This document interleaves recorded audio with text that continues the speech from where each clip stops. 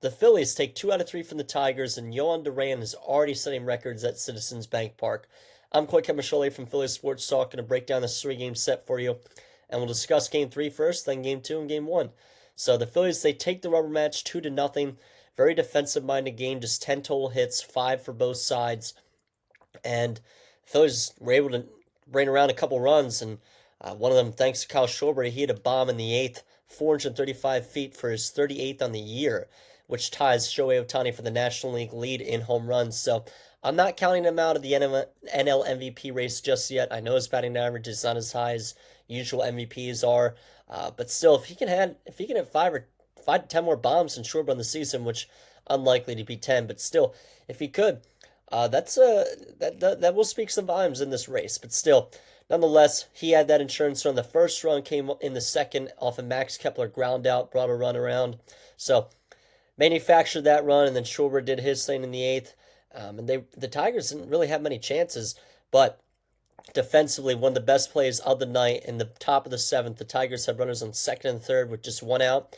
A ground ball got hit to third base at Edmundo Sosa, and he made a nice stop and rifled it home to get the runner to avoid him from scoring the tying run at the time, which is big time. So, very good defense all around. Lots of diving plays, one by Bryson Stott. Riley Green made a nice play. There's more plays too that were just really, really. It was a really entertaining game to watch, even though it was not filled with home runs and doubles and triples. But still, speaking of pitching, Christopher Sanchez, 8 innings pitched, 0 runs, just 5 hits, 6 strikeouts. So an excellent start from Sanchez. It just makes you feel good about this pitching staff as we get deeper into this season. And then after that, Jhoan Duran, he came in the ninth to lock it down for his second save in Citizens Bank Park, setting the record for the fastest pitch thrown in the stadium at 103 miles an hour, which is ridiculous. I think the official ruling was 103.2, so even harder. But it was the final pitch of the night to get the strikeout and earn the save. Phillies win 2-0. Excellent job by both pitchers. So, again, Sanchez, big time night from him. Schwarber had the big home run for the insurance. And just a 2-0 win for the Phillies in Game 3 to take the rubber match. So, that's about it from Game 3. Game 2, the Phillies did lose 7-5. And kind of a shame because we really had a shot at sweeping here with Zach Wheeler on the mound in Game 2. And obviously hindsight of winning Game 3. But Wheeler was kind of getting hit around a little bit and home runs wise. Tigers, Colt Keith, he got it started with a solo shot in the third. And Kerry Carpenter also hit a homer in that same inning. And fast forwarding to the seventh, Javier Baez had a 2-run shot. So 3 homers off Zach Wheeler, which is very uncharacteristic. He goes 6 innings, allowing 9 hits, 4 runs, 3 of them earned, 3 home runs, 10 strikeouts though. So just a couple pitches that carried up and out of the ballpark, something that caught a little too much of the plate. Other than that, it still wasn't a bad day, but those couple pitches are enough to make it a bad day for you. So a tough one there. And when Wheeler left, Tanner Banks gave up a solo shot to Gleyber Torres. That did not help the Phillies' case. But they did not go down quietly. In the bottom half of the seventh, JT Realmuto hit an RBI double, and Nick Castellanos followed that with a 2-run home run. So good to see some fight in the Phillies, even in a game that was kind of a little, it wasn't really close until those 3 runs were scored. But then Javier Baez kind of striked back, 2-run triple off Matt Strahm in the eighth. So the pitching was, it was iffy today, or iffy in Game 2. Matt Strahm, not a very good outing. But good news after that, though. Bryce Harper did hit a 2-run shot in the bottom half, but again, it was too late, 7-5 loss. So as of Game 2, this was a cool stat. Harper's last 18 games, again, this is excluding Game 3 of the set, 338 batting average, 24 for his last 71 with 11 doubles, 7 home runs, 17 runs scored, and 13 RBIs. And he was 3 for 4 in Game 2 with 2 RBIs. So he's been white hot. And again, if you've been listening to a lot of the Phillies podcasts, you'll know I kind of, I didn't call him out, but I was like talking about how he just really been underwhelming this year, even though he was fighting injuries and stuff, but still the stats are just not really there. And the hitting just really wasn't there, but it's been there recently. He's back to being Bryce Harper. So, newly acquired Kyle Finnegan for the Tigers. He got the save. And other than that, Realmuto, he went 2 for 4. Said Zach Wheeler's stat line. Tanner Banks and Strahm both gave up runs out of the pen, which is a problem. And Tarek Skubal, 7 innings pitched, 3 runs, 5 hits, 10 Ks. So, on paper, the Skubal versus Wheeler outing or game was a big one.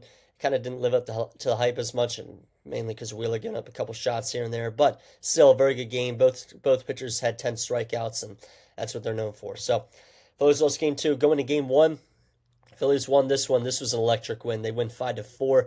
It was Jimmy Rollins' Wall of Fame night, and it was a pretty cool ceremony. And honestly, for a while, it looked like the Phillies were going to go down quietly and disappoint on the Wall of Fame night for Jimmy Rollins. Gleyber Torres hit a 3-run home run in the third, which was the first home run Ranger Suarez allowed since July 5th. So pretty crazy. But that's really about it from until like the 7th or so inning. Harrison Bader, he got a pinch hit opportunity, which is really cool. He got an ovation and everything. He kind of stepped out of the box, soaked it all in. It was pretty neat. And the Phillies rallied in that 7th inning for 3 runs. And Bryce Harper had a chance to blow it open, but he got ejected on a check swing strike 3 call, which, again, little fire lit underneath the Phillies. Look good to see at times. Tigers, they went back ahead in the 8th off a solo shot to make it 4-3. But then Otto Kemp hit a game-tying double, followed by a Bryson Stott RBI single to take the lead 5-4 in the 8th, which was electrifying. And then, of course, this led to Jhoan Duran's first appearance in a Phillies uniform. We got to see the whole closer entrance and everything, which is pretty crazy. And he came in and closed out just 4 pitches, 4 strikes, and the save for Jhoan Duran. So it does bring a lot of intensity to the team. It really is a good thing. It's going to sell some more tickets because when you go to the games, you're obviously going to want to see that entrance into the ballpark. It's pretty neat. So I know I kind of want to get over there and see him come out of the bullpen. It does look really cool. So from game 1, Castellanos and Otto Kemp both had 2 hits. Bryson Stott had a couple RBIs. Ranger Suarez goes 7 innings, pitched 3 runs, 4 hits, 5 strikeouts. Kirk Green, he gave up a solo shot in the 8th. So again, games 1 and 2, the guys that we're kind of trusting on right now, Strahm, Kirk Green, even Tanner Banks a little, they all give up runs. That's not going to work come October, but hopefully it doesn't go on for too much longer. And your solution to that is do what Chris Sanchez did in the rubber match of this series and go 8 innings and just hand it off to Jhoan Duran. Overall, a great series from the Phillies against a really good team, one of the best teams in the MLB. They have 65 wins already. And the Phillies, they take back first place in the NL East. As I'll pull up the standings, they're a half game up on the Mets. And pulling out the record, 63-48 for the Phillies. Mets are 63-49. It doesn't look like this race is going to be like where one of the teams kind of carries away with it or like goes on a 10-game win streak and the other team goes 3-7 in their last 10. I feel like it's going to be this close the rest of the way. Both teams are going to keep going back and forth, but something to monitor. It has been very entertaining so far. Yeah, that'll do it for this one. The Phils now have a 3-game set at home against the Orioles with an off day on Thursday before heading out for a 10-game road trip on Friday. Well, they'll head out Thursday on their off day, but a 10-game road trip. Probable starters for the 3-game set against the Orioles. Cade Povich goes Game 1 versus Jesus Luzardo. Game 2, Dean Kramer versus Taijuan Walker. And Game 3, Trevor Rogers versus Ranger Suarez. The Orioles have obviously been a disappointing team this year.